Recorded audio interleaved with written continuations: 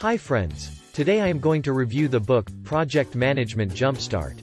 The best first step toward a career in project management. Kim Heldman.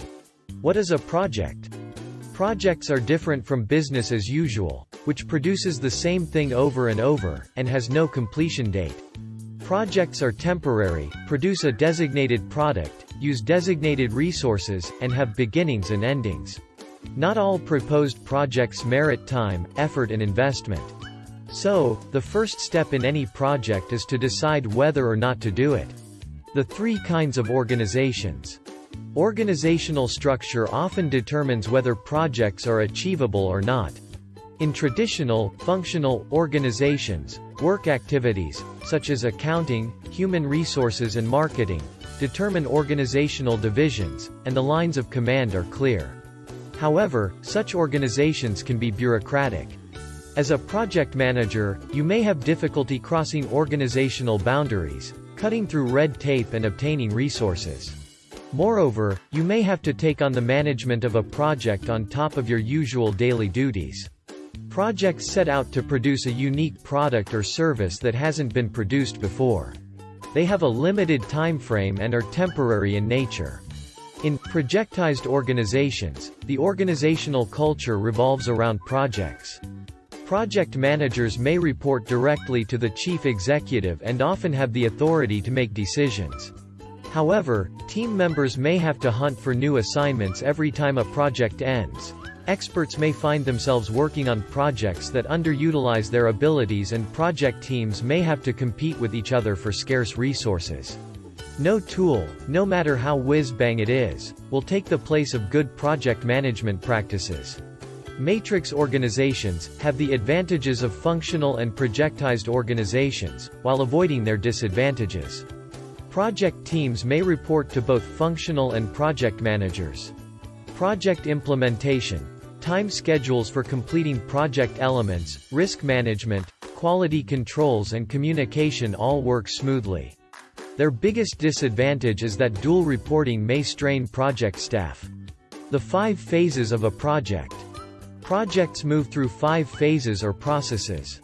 Initiating, define project goals, determine the criteria for project selection, appoint the project manager, draft the project charter and sign off. Planning, define deliverables, draft the statement of scope, set a budget, define and schedule activities, and identify necessary resources. Executing, form a project team, direct the team, secure resources, review status, set up communication, manage progress and assure quality. Monitoring and controlling, measure performance, keep the project on plan and on schedule, consider requests for project changes. Closing, accept and approve deliverables, document lessons learned, establish archive, close books and release resources. Potential restraints. Every project is subject to constraints. The 3 most important ones are: time. You never have enough time to do everything you'd like to do. Resources. Resources may be human, material or monetary, or may take some other form. They are constraints because their availability affects the project's success. Quality. Regulations and product definitions impose quality standards. Relaxed standards allows for some leeway, while tight standards require more stringent controls. Not all projects should be worked. Timing issues, constraints, political events and a variety of other reasons may prevent a go decision from the selection committee.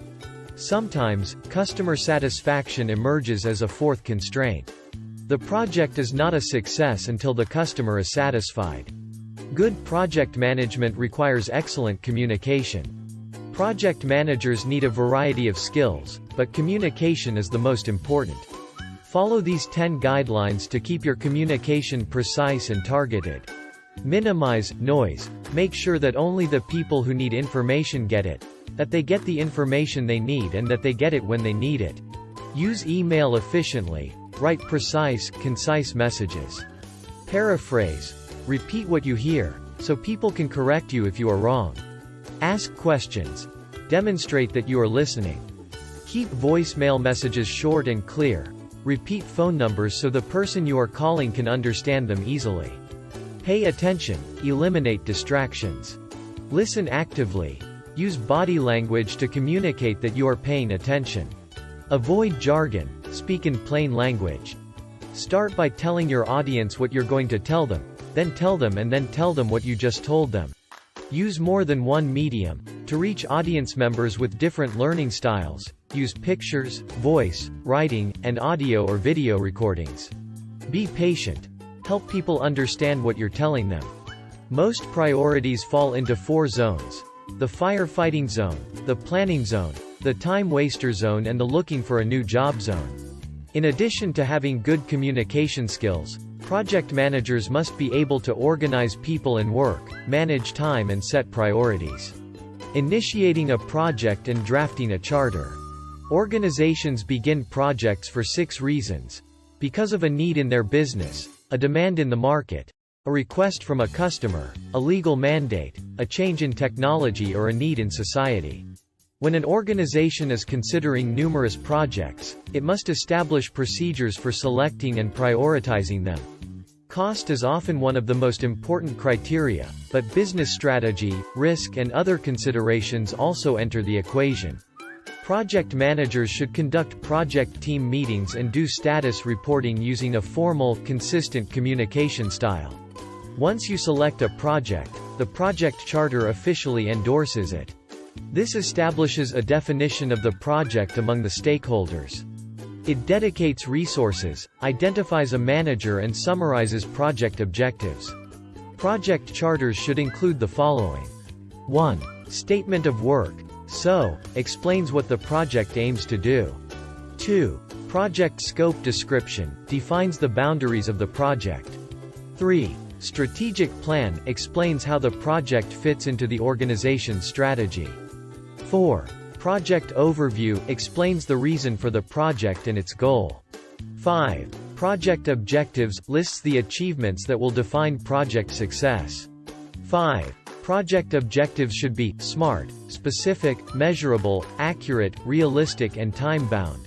6. Requirements, identifies project deliverables, in light of demands from customers, sponsors, and other stakeholders. 6. Deliverables, which are closely related to objectives, are the results that the project must produce. Deliverables should also be SMART.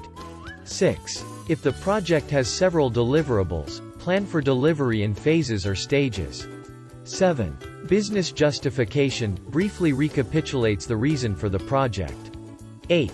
Resource and cost estimates, these are preliminary at this stage. 9. Roles and responsibilities, make clear assignments to project participants. 10. Sign-off, signatories include anyone who is important to the project. 11. Attachments, this refers to supplementary information or documents that enhance the participants' understanding of the project. Project scope and schedule. The project scope statement provides an explanation of the project and its goals, lists of deliverables and requirements, lists of items specifically excluded from the project, and estimates of the project's time frame, cost, responsibilities, criteria for acceptance, assumptions, and constraints. The project scope document helps guard against project creep, the tendency of projects to expand in response to new demands. A risk is the possibility of a problem occurring on the project, thereby threatening the project's outcome in some way. However, some risks are actually opportunities in disguise. Time is usually a constraint on projects because they are by definition temporary. Scheduling, which is all important, includes arranging tasks in a logical sequence, assigning responsibilities, and estimating the time each task will take. The contingency reserve is a cushion of funds to help absorb the impact of risks on the project's scope, schedule, cost, and quality. Take dependencies into account. Tasks that you must finish before you begin others. Some tasks have no float time, while others are flexible. You must accomplish them to complete the project, but you can schedule them at the team's convenience or even delay them if necessary. Resources. List all the resources the project will require, including human resources, and make sure the schedule allows time for obtaining them. Take an inventory of your staff members' skills and compare it to the skills that you'll need for the project. Negotiate with functional managers, if necessary, to persuade them to dedicate certain personnel to the project. A poor attitude is like the common cold. Once one member of your team catches it, they all catch it. Make sure you understand the organization's policies on purchasing. Consider make or buy decisions in light of these policies. Cost is often, but not always, the main criterion in a make or buy decision. Skills, capacity, training, time and other factors also affect the decision. Risk management. Risks can be known or unknown. Obviously, you can plan only for known risks, which can have either certain or uncertain consequences. Use statistical analysis and forecasting techniques to calculate the probability and impact of risks that are open to evaluation. Different organizations have different levels of tolerance for risks, so once you've identified the risks, your organization's leaders must decide whether to accept each risk, avoid it, transfer it or mitigate it.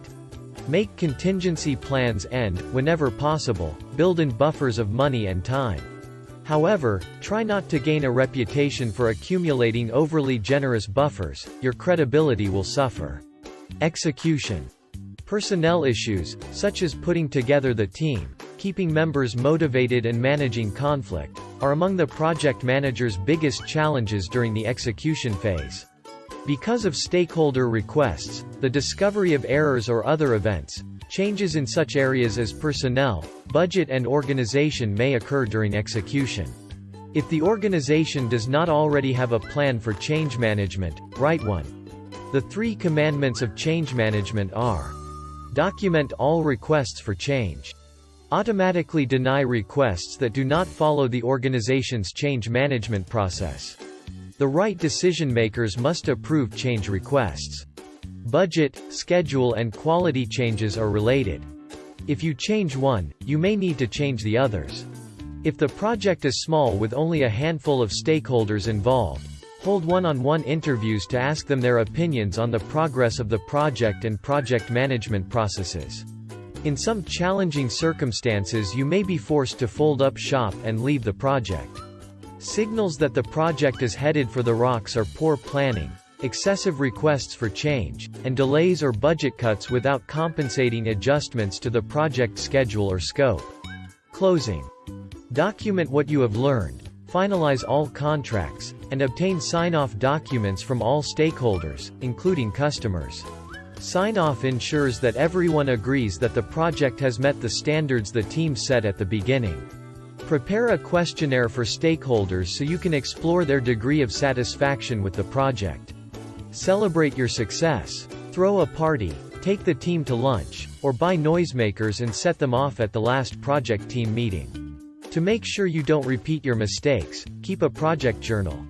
Ask team members frequently what they are learning. For subjects too sensitive to mention in the public final status report, put them in a confidential memorandum or briefing to executives. Assemble a project archive that includes all project documents, from the charter to the sign-off. Takeaways.